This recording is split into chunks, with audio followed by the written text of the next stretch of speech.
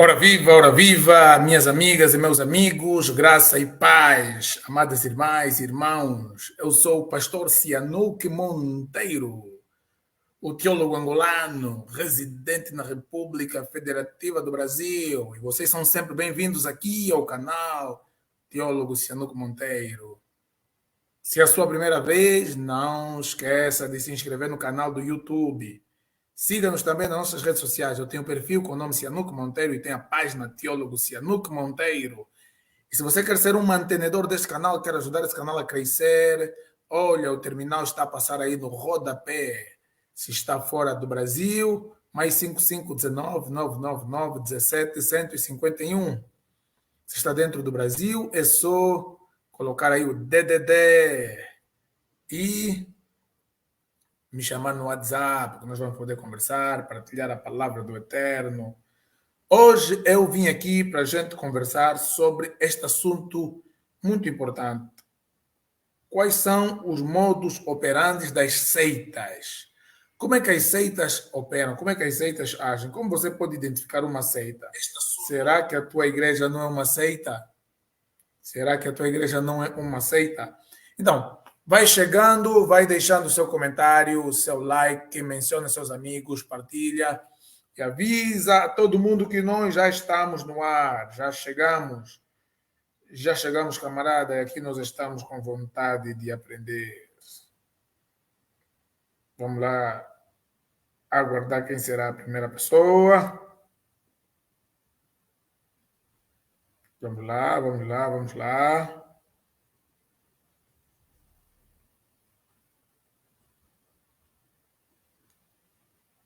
Vamos lá, estou aqui.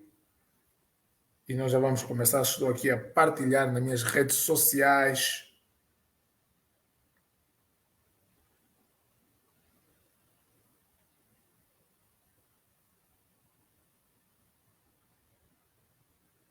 Estou aqui a partilhar nas minhas redes sociais.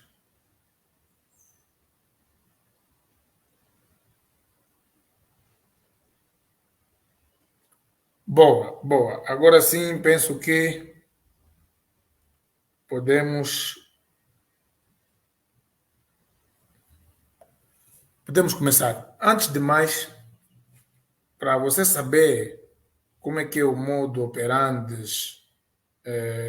de uma seita, primeiramente, o que você tem que saber é o que é uma seita, o que vem a ser uma seita.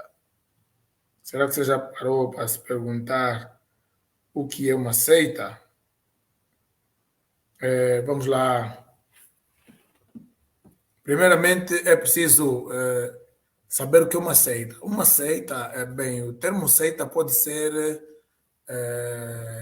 definido de vários pontos de vista.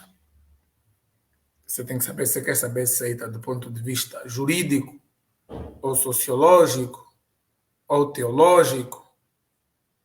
E eu tenho um vídeo que já tem muito tempo na internet onde eu explico isso. Eu digo que, por exemplo, se falar de seita em Angola, quando o governo fala de seita, o que é seita para o governo? Quando o governo diz que vai encerrar as seitas religiosas, ou fala de proliferação de seitas em Angola, na mente dos governantes, é uma seita religiosa toda a igreja ou todo movimento emergente. Significa que está a surgir agora e que não tem a legalização. Quem é brasileiro tiver a me ouvir, aqui chama-se CNPJ. Há mais de 10 anos, já mais de 10, não, mais de 10 não, é de 15 anos, mais de quase 20 anos, que em Angola não se legaliza a igreja, não se atribui CNPJ à igreja. Então, muitas estão a operar à margem da lei, porque não há essa legalização. E agora aumentou-se o número de pessoas que têm que assinar o número de assinaturas para legalizar uma igreja. Em Angola você precisa ter 60 mil assinaturas. Era 100 mil, mesmo 60 mil, quase nenhuma consegue. Então, seita do ponto de vista jurídico pode ser isso, uma igreja que não goza da sua legalização em termos de Diário da República, aqui chamam de Diário da União. Do ponto de vista teológico, Uma seita é todo aquele grupo que se desmembra de um outro grupo. Esse até estou a falar aqui do ponto de vista sociológico, perdão. Todo grupo que sai de um grupo é uma seita. Por exemplo, o cristianismo começou como uma seita do judaísmo. O cristianismo começou como uma seita do judaísmo. A Bíblia, no livro de Atos, tem uma parte que eles são chamados de os da seita dos nazarenos. O próprio judaísmo em si tinha várias seitas. Já falei aqui dos saduceus, dos fariseus, dos essênios.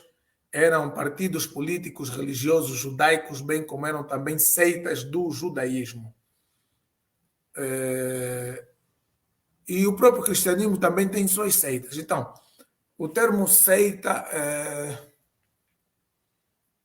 tem vários significados. E, por exemplo, quem faz teologia católica, um padre que estuda teologia, ao estudar sobre seitas, ele vai ter o protestantismo como uma seita, ou seja, para o catolicismo, os protestantes são seitas.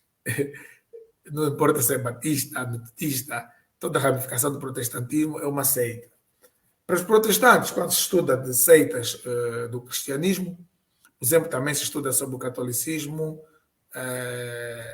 romano, catolicismo romano, como seita. Mas, de acordo com essa live, e o que eu quero que você tenha em mente, o que vem então a ser uma seita.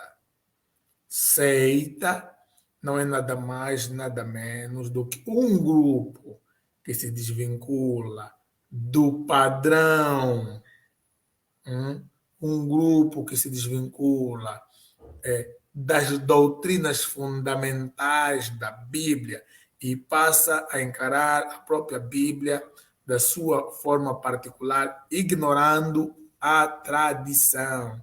Ignorando a tradição. Estou a ver aí 6 pessoas online, 8 likes, 7 pessoas agora, aumentou. Então, se você está aí, deixa o seu like, vai dando vários corações, deixa o seu comentário, que você vai ser sempre bem-vindo. Tem o comentário do Nelvio Lemos, o teólogo Nelvio. Teólogo Nelvio.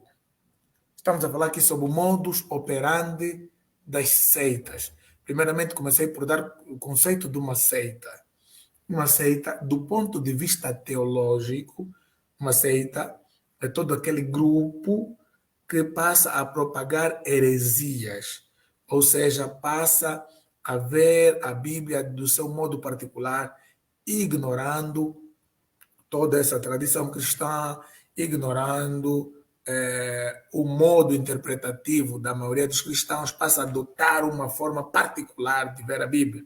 Só uma seita. O termo seita não começou no sentido pejorativo, ele foi ganhando um sentido pejorativo. Por isso é que eu disse que o próprio cristianismo, no princípio, era considerado uma seita do judaísmo. E não é só o cristianismo que tem seita. No Islã você tem seita, você tem os sunitas, você tem os xiitas, você também tem a seita que se tornou uma outra religião, que é Bahá'u'lláh, né? Também é uma seita, porque é um desmembramento do Islã. E em muitas outras religiões você tem seita. No cristianismo, nós estudamos várias seitas. Já falei aqui, quem estuda história da igreja ou teologia protestante aprende que o catolicismo romano é uma seita por causa da mariolatria, ou seja, essa adoração à figura de Maria, que o coloca também no pedestal de uma intermediária entre Deus e os homens, que pode rogar por os homens, pois a própria reza diz, Ave Maria, Mãe de Deus, rogai por nós pecadores, agora e na hora da nossa morte. Então, essa questão também do purgatório, que é essa crença católica de que entre o céu e o inferno há um lugar intermediário que a alma é minimamente atormentada, mas para a purificação, a fim de que possa se encontrar com Deus.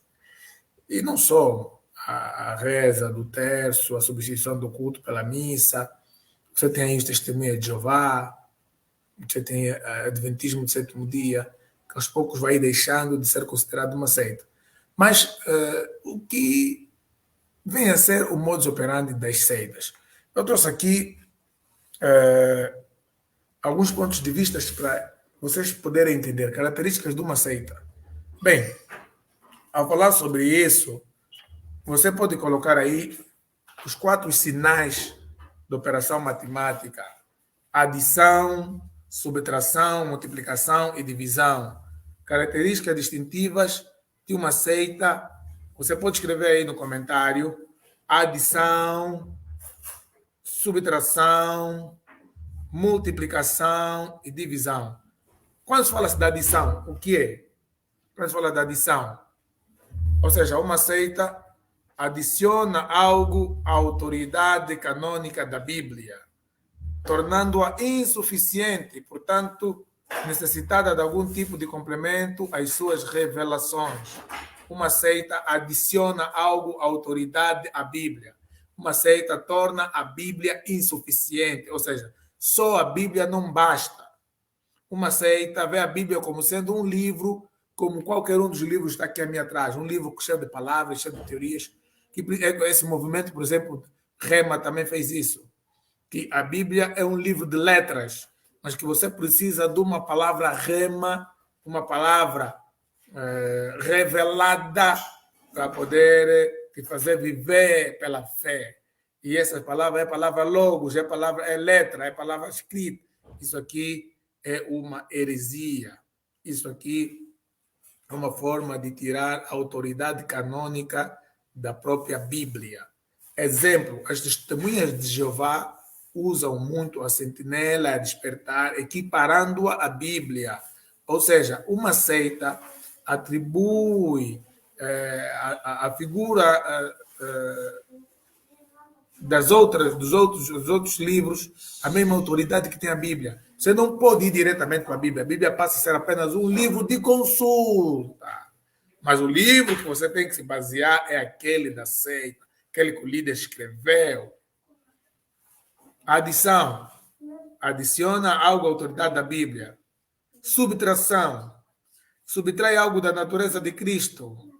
O Jesus anunciado e crido por ele geralmente é reduzido em natureza. Você está entendendo? Uma seita normalmente reduz a pessoa de Cristo. Reduz a pessoa de Cristo. Adiciona os textos, seus livros, para diminuir a autoridade da Bíblia. Não só diminui a autoridade da Bíblia, reduz a pessoa de Cristo. Uma seita ataca a divindade de Cristo. Estou a falar muito aqui deste testemunho de Jeová, por exemplo, eles dizem que Jesus não é Deus. Ou uma seita, por exemplo, vai dizer, como os gnósticos diziam, que Jesus não foi um ser humano. Foi apenas o logo divino que aparentava ser um ser humano. Então, à medida que a seita adiciona algo à autoridade da Bíblia, ela subtrai algo da natureza do próprio Cristo.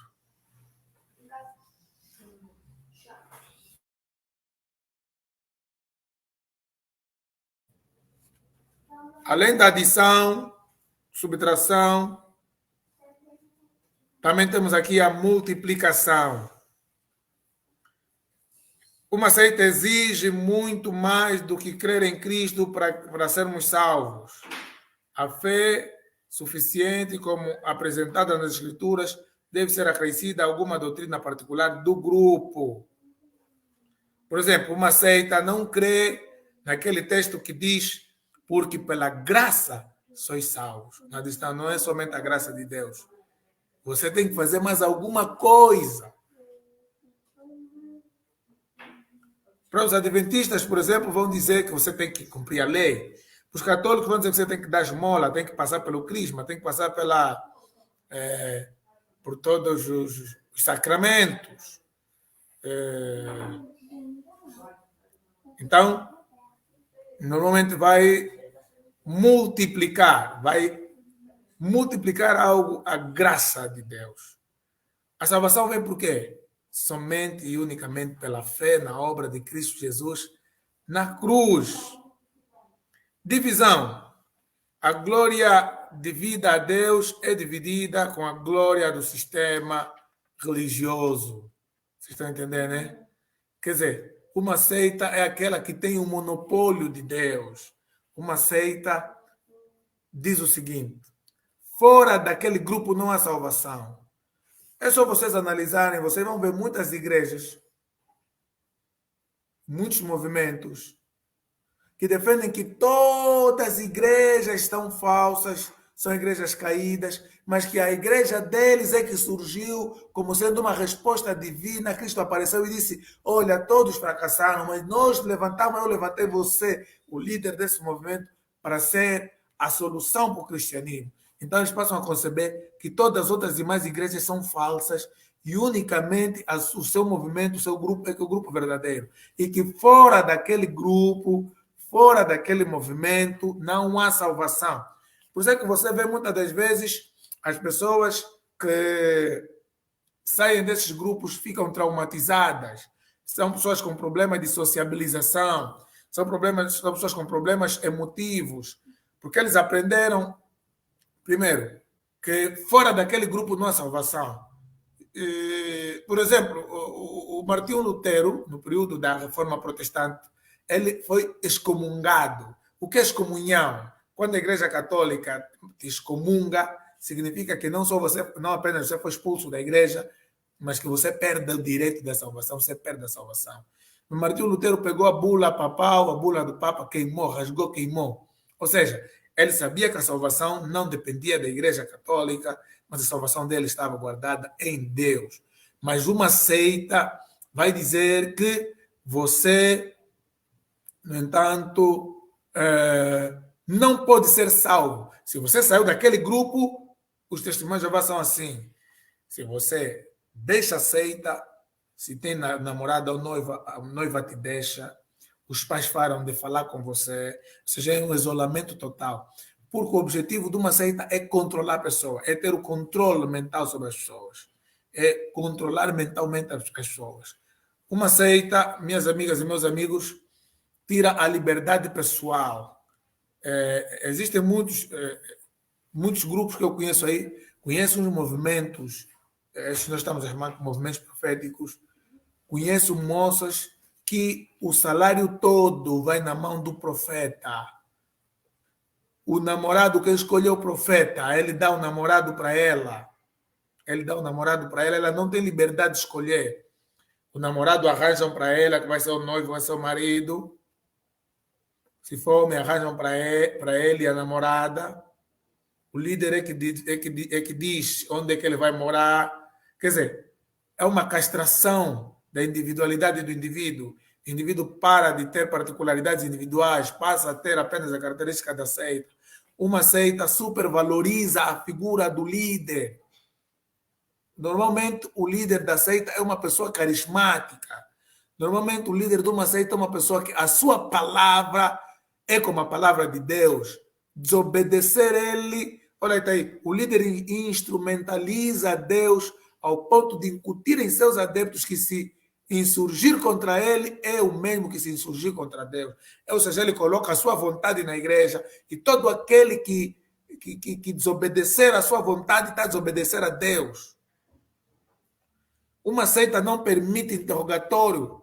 Por exemplo, vocês vão no livro de Atos, Atos dos Apóstolos, capítulo 17. Vocês vão encontrar Lucas elogiando os bereanos. Vai ler Atos 17, diz o seguinte, quando eles vão em Bereia, Paulo em Bereia. Ora, estes foram os mais nobres do que os que estavam em Tessalônica, porque de bom grado ouviam a palavra de Deus, confirmando nas Escrituras, que Escritura? No Antigo Testamento, porque naquele período no Novo não estava escrito, se estas coisas eram assim. Uma igreja por dentro, um pastor que quer que as suas ovelhas cresçam, diz sempre, isso que eu estou a dizer, confrontem com a Bíblia, vão na Bíblia e confirmem se isso é minha palavra ou é a palavra de Deus. Os bereanos eram prudentes, foram elogiados, que foram mais nobres, mais prudentes do que os que estavam em Tessalônica. Mas os líderes de uma seita, eles odeiam, detestam questionamento, odeiam ideias, odeiam perguntas. Você só tem que dizer sim, é como uma vida militar. Sim, sim. Também não pode dizer não. Se dizer não, é excomungado. Então, uma seita é isso. tem um sistema que centraliza o governo, tudo é centralizado na pessoa do líder, a autoridade divina do líder, doutrinas exóticas, ensinos fundamentais exclusivos que a distinguem de qualquer outro sistema existente. Despersonalização do adepto, retira do adepto qualquer condição psicológica de ser como indivíduo, somente possuindo valores reais em grupo. É que eu falei aqui, você não consegue fazer nada se não for pelo grupo, tudo depende do grupo. Até a forma, olha, uma seita, o cristianismo tem que ensinar como? A decência. Apresentam-se decentemente, de forma a não dar escândalo. O vosso corpo é o templo do Espírito Santo. Seita não. Seita vai dizer a tua forma que você deve vestir, a forma que você deve comer, o que você tem que comer.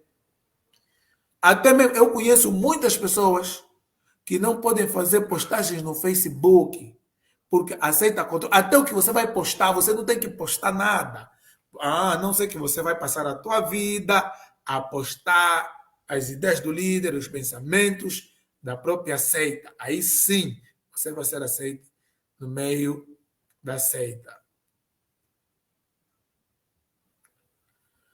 E quais são as principais técnicas de controle mental observados nas seitas? A hipnose. Induzir a um estado de alta sugestionabilidade por hipnose, muitas vezes disfarçada de forma de suposta técnica de relaxamento ou meditação. Pressão de vigilância em grupo, dúvidas suprimidas e resistência a novas ideias. Ou seja, uma seita não aceita que você vai dar o teu ponto de vista e também você não tem que estar a apresentar dúvidas. Você tem que perguntar o que estão a te orientar. Normalmente a técnica de controle mental é você vai perguntar aquilo que, quer dizer, por exemplo, numa sentinela, as perguntas já vêm ali, você tem que fabricar suas perguntas. Pergunta o que está perguntado na sentinela no despertar e você responde de acordo com a sentinela quer que você responda.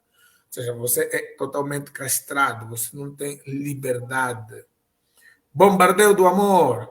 A criação de um sentido de família, de pertencimento ao grupo, por meio de abraços, beijos, carinho, toques, elogios constantes, que geralmente substitui o relacionamento familiar.